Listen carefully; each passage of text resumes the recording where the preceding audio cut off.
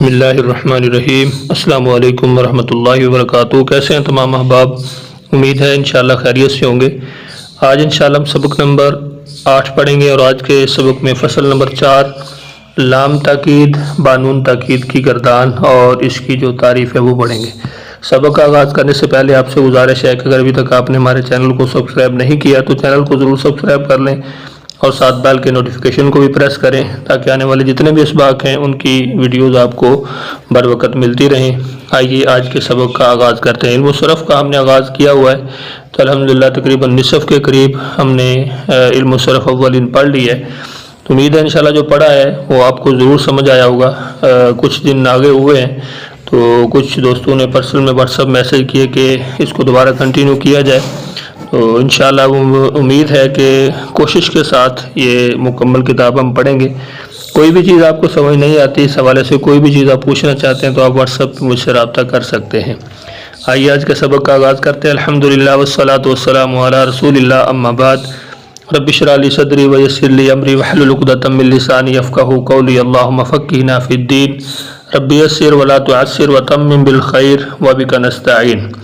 قاعدہ نون تاکید کے بارے میں کہ نون تاکید کی کتنی قسمیں ہیں، اس کی تعریف کیا ہے، ہم نے کچھ پہلے نون پڑھے ہیں۔ نون اعرابی ہے، جمع مؤنث کا نون ہے، ٹھیک ہے۔ تو آج ہم پڑھیں گے نون تاکید۔ نون تاکید دو طرح کا ہوتا ہے۔ نون تاکید کتنی طرح کا ہوتا ہے؟ دو طرح کا۔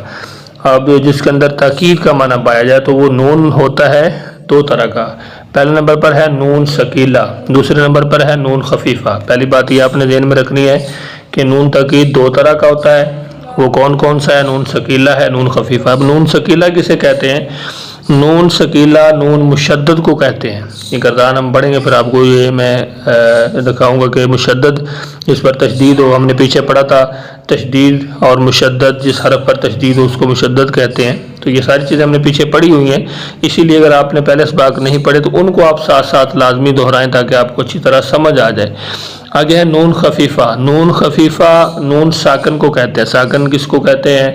اور اسی طرح متحرک حرف کس کو کہتے ہیں؟ ساری اصطلاحات کے اندر ہم نے شروع کے اندر پڑھی تھی، تو اس لیے میں نے آپ کو کہا تھا کہ آپ نے ان کو اپنے ذہن میں رکھنا ہے، کیونکہ آگے یہ چیزیں ساری آئیں گی۔ تو آپ کو پتہ ہونا چاہیے کہ مشدد کس کو کہا جاتا ہے، ساکن کس کو کہا جاتا ہے، مضموم، ٹھیک ہے، اس طرح مفتوح، مکسور۔ آگے نون ثقیلہ 14 سیغوں میں آتا ہے۔ تمام سیغوں کے اندر جو یہ ٹوٹل سیغے ہیں فعل مضارع کے یا فعل ماضی کے، وہ 14 ہیں۔ تو نون ثقیلہ 14 سیغوں میں آتا ہے، اور نون خفیفہ صرف 8 سیغوں میں۔ اب آپ نے یہ ذہن میں رکھنا ہے کہ نون ثقیلہ جو ہے یہ 14 سیغوں میں یعنی تمام سیغوں میں آتا ہے، اور نون خفیفہ صرف 8 سیغوں میں۔ کن کن میں نہیں آتا؟ کہتا کہ باقی 6 سیغوں میں جن میں نون ثقیلہ سے پہلے الف ہے نہیں آتا، ٹھیک ہے۔ تو وہ کون کون سے، وہ بھی ہم آگے پڑھتے ہیں کہ وہ 6 سیغے کون سے ہیں۔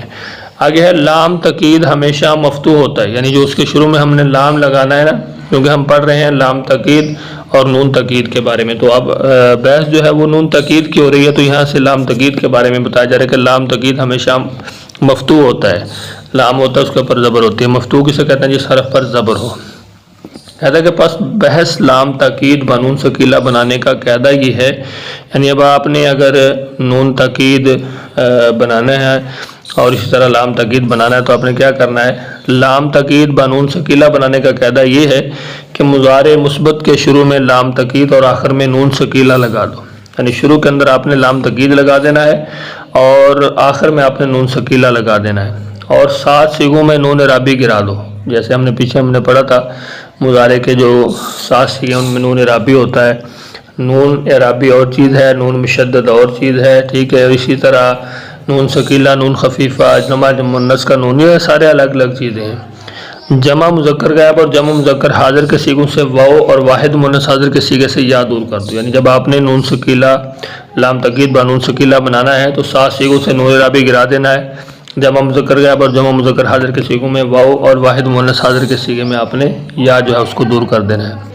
کہتا ہے کہ جمع مؤنث غائب اور جمع مؤنث حاضر میں نون ثقیلہ سے پہلے الف بڑھا دو تاکہ نون جمع مؤنث اور نون ثقیلہ کے جمع ہونے سے سیغہ جو ہے وہ ثقیل نہ ہو جائے، ثقیل یعنی وزنی، ادا کرنے میں مشکل نہ ہو جائے۔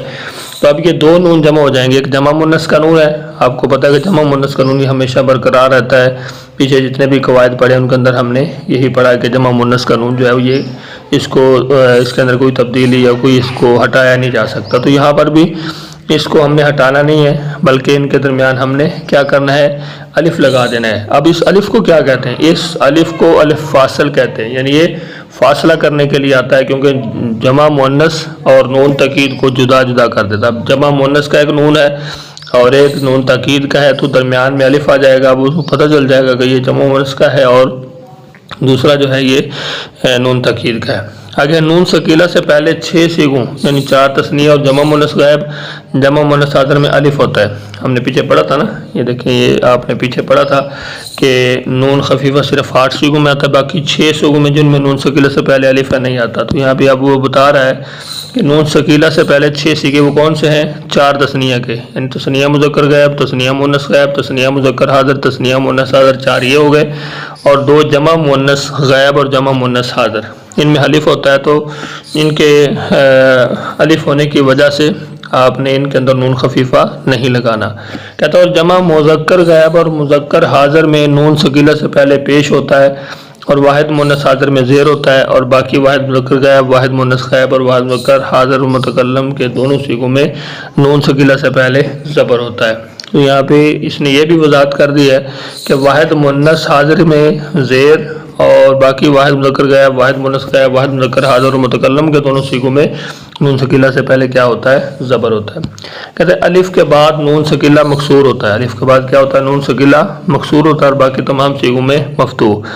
نون خفیفہ کا بھی وہی قاعدہ ہے جو نون ثقیلہ کا ہے, صرف ساکن اور مشدد کا فرق ہے. کہتا ہے کہ صرف ساکن اور جو مشدد ہیں ان کا فرق ہے, باقی ساری چیزیں جو ہیں وہ یہی ہیں. تو آگے سوالات ہیں کہ افعال سابقہ یجتنبو, یسمعو, یترکو وغیرہ نون ثقیلہ خفیفہ کی گردان کرو, آپ نے گردان کرنی ہے, ٹھیک ہے. لا یجتنبن, لا یجتنبان, ٹھیک ہے. اس طرح لا یسمعن, لا یسمعان, یہ ساری جتنی بھی صیغے ہیں آپ نے ان کی گردانیں کرنی ہیں. آگے ہے لا یفعلن, یہ کون سا صیغہ ہے؟ مضارع کے کون سا صیغہ اور کس طرح بنائیں گے, ٹھیک ہے. لا یفعلنان, تو یہ بھی آپ نے اب دیکھنی ہے, ان کے اندر علامات جو ہیں ان کو آپ نے دیکھ کے ان کی گردان آپ نے کرنی ہے اور ان کے معنی آپ نے کرنے ہیں.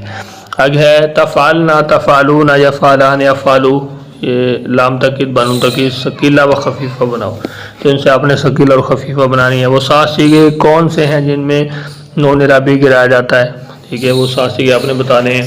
اور الف فاصل کسے کہتے ہیں یہ بھی آپ نے پڑھا ہے, ٹھیک ہے. لا یجتنبنان, لتعلمن, لنسمعن, لتترکن کا اردو ترجمہ کرو, ذیل کے اردو جملوں کا عربی میں ترجمہ کرو. ہم ضرور لکھیں گے, وہ 2 مرد ضرور کریں گے, تم سب عورتیں ضرور پرہیز کرو گی, وہ سب مرد ضرور جائیں گے, تم 2 عورتیں ضرور سنو گی, وہ 1 عورت ضرور چھوڑی جائے گی, 1 مرد ضرور سنوں گا اور سب عورتیں ضرور جائیں گی. تو آج کے ہماری فصل نمبر 4 جو یہ مکمل ہو چکی ہے. کہ امر کا بیان آ رہا ہے تو انشاءاللہ ہم کل پڑھیں گے. امید ہے انشاءاللہ آج کا سبق آپ کو سمجھ آ گیا ہوگا.